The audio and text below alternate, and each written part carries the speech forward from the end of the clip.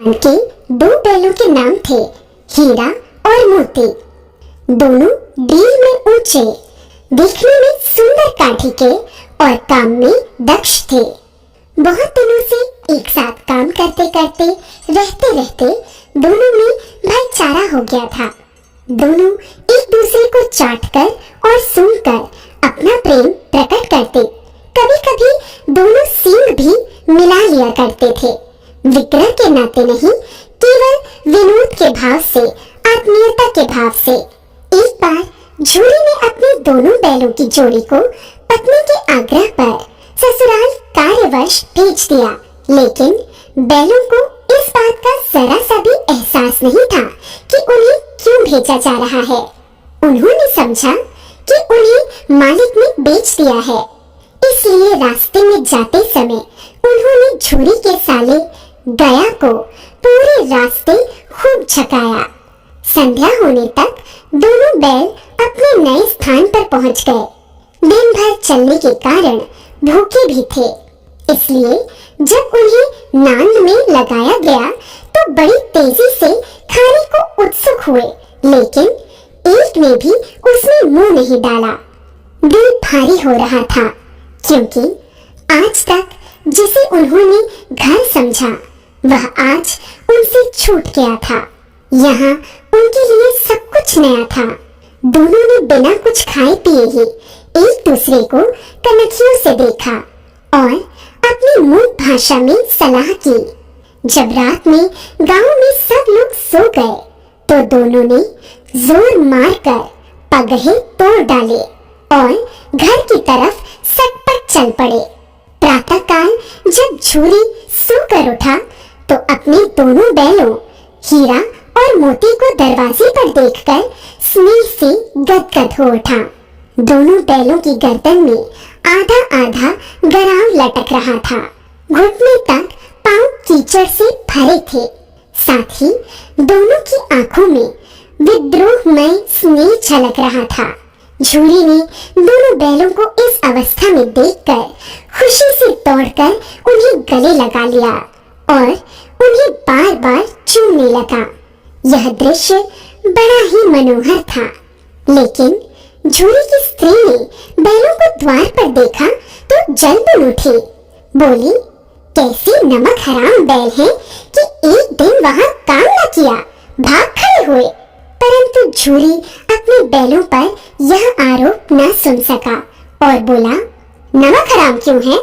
चारा दाना न दिया होगा तभी तो भागा है।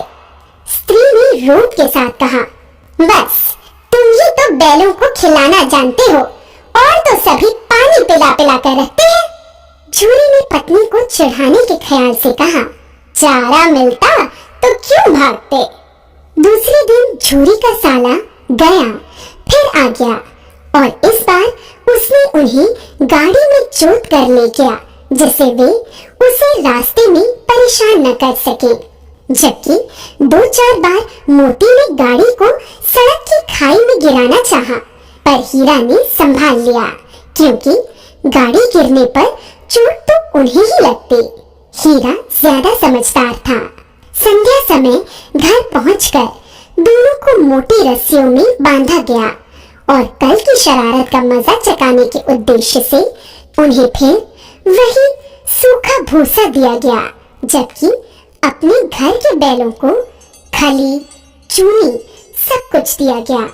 दोनों बैलों का ऐसा अपमान कभी नहीं हुआ था, न ही ऐसा कभी खाने को दिया गया था। दोनों ने नांद की तरफ आंख तक न उठाई। अगली सुबह गया ने दोनों बैलों को हल में जोता, पर दोनों बैलों ने अपनी जगह से न हटने की कसम खा ली थी। वह मारते मारते थक गया, लेकिन उन्होंने वहां से अपने पैरों को टस से मस तक नहीं किया। इस प्रकार हार मानकर गया ने उन्हें नांद पर लाकर बांध दिया। दोनों के सामने आज भी रूखा सूखा भूसा ही डाला गया। दोनों चुपचाप खड़े रहे। घर के लोग अभी भोजन कर ही रहे थे कि एक छोटी सी लड़की घर से 2 रोटियां लेकर निकली और दोनों के मुंह में देकर चली गई। उस रोटी से उनकी भूख तो शांत होने वाली नहीं थी, लेकिन मानो दोनों के हृदय को एक अलग प्रकार की शांति मिली। धीरे धीरे 2-4 दिनों में उस छोटी सी लड़की जो भौरी की थी, जिसकी माँ मर चुकी थी, सौतेली माँ उसे हमेशा मारती रहती थी, से दोनों की आत्मीयता बढ़ गई। दोनों दिन भर जोते जाते, डंडे खाते और शाम को थान पर बांध दिए जाते और रूखा सूखा भूसा डाल दिया जाता। बस रात को वही बालिका लड़की उन्हें रोटियां खिला जाती। उससे उनकी दोस्ती हो गई थी। एक रात दोनों ने वहां से भागने की योजना बनाई। रात को जब लड़की रोटियां खिलाकर चली गई तो दोनों रस्सियां चबाने लगे, पर रस्सी मोटी होने के कारण मुंह में न आती थी। बेचारे बार बार जोर लगाकर रह जाते थे। तभी उन्होंने देखा कि घर का दरवाजा खुला और वह लड़की उनके सामने आ खड़ी हुई। दोनों सिर झुकाकर उसके हाथ को चाटने लगे।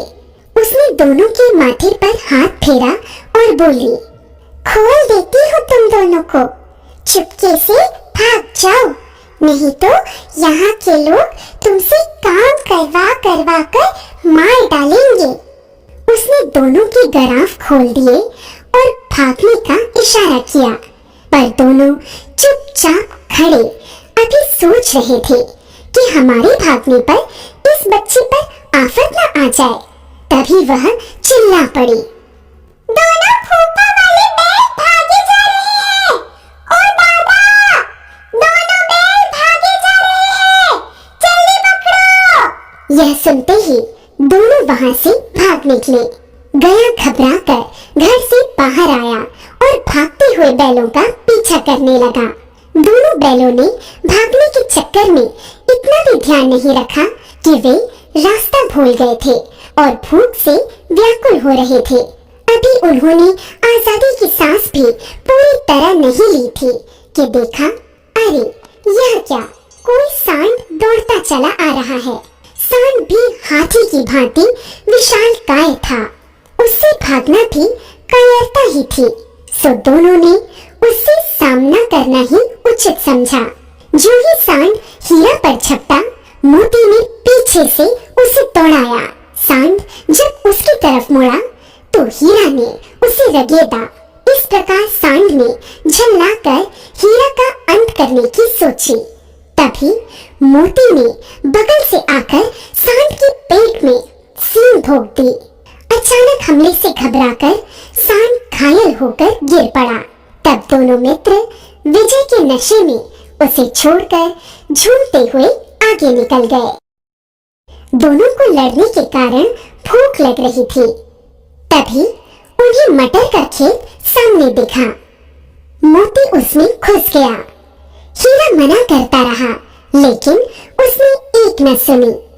उन्होंने अभी 2-4 ग्रास खाए थे। तभी 2 आदमी लाठियां लिए दौड़ पड़े।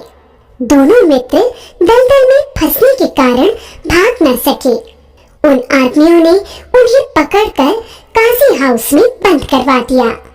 जब वे काजी हाउस के अंदर पहुंचे तो देखा कि वहां कई भैंसें थीं, कई बकरियां, कई घोड़े, कई गधे, पर किसी के सामने चारा न था।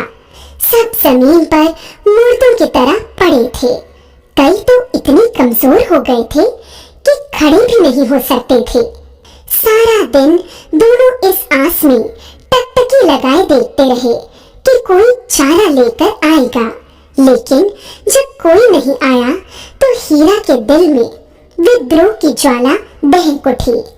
मोती से बोला, अब तो नहीं रहा जाता मोती, चलो यहाँ से भागने का कोई उपाय निकाला जाए।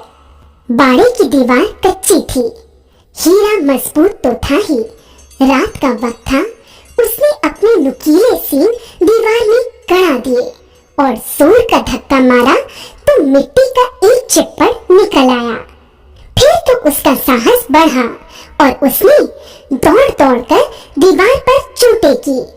उसका साहस देखकर मोती ने भी उसी जगह सींग मारना प्रारंभ किया। काफी मेहनत के बाद आधी दीवार गिर गई।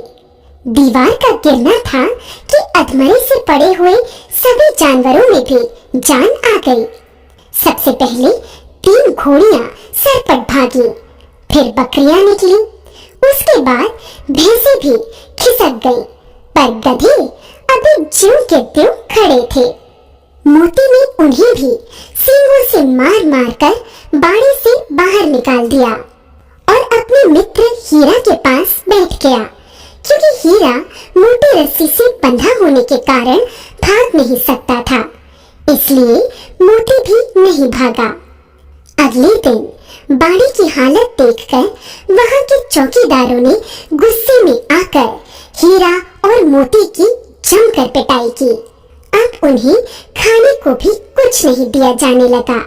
कुछ दिन इसी तरह बिताने पर एक दिन नीलामी हुई और उसमें एक व्यापारी ने दोनों बैलों को खरीद लिया। दोनों मित्र उस व्यापारी के साथ चल दिए।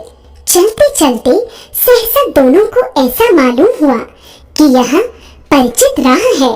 हाँ, इसी रास्ते से गया उन्हें ले गया था। वही खेत, वही बाग और वही गांव मिलने लगे।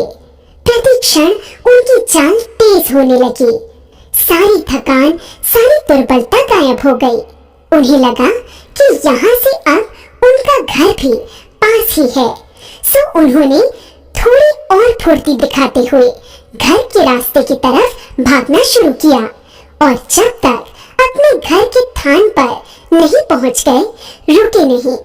व्यापारी भी उनके पीछे पीछे भागता आ रहा था। झूरी द्वार पर बैठा धूप खा रहा था और अपने बैलों के बारे में ही सोच रहा था। एकाएक उसकी नजर अपने बैलों पर पड़ी। वह खुशी से दौड़कर उनके पास पहुंचा और उन्हें बारी बारी से गले लगाने लगा। दोनों बैलों की आंखों में आनंद के आंसू बहने लगे। एक छुरी का हाथ चाट रहा था तो दूसरा उसका पैर। तभी व्यापारी आ पहुंचा। उसने छुरी से कहा, ये मेरे बैल हैं, मैं इन्हें नीलामी कराकर ला रहा हूँ। अभी वह बातें कर ही रहा था कि मोती ने उसकी ओर सींग चलाया।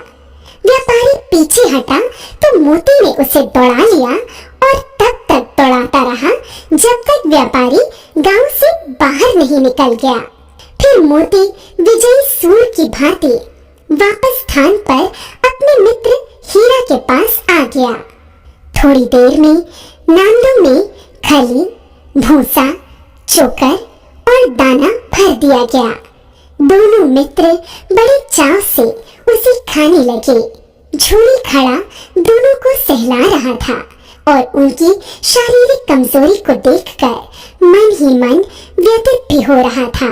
तभी झूरी की पत्नी ने भी आकर दोनों के माथे चूम लिए। प्रेमचंद।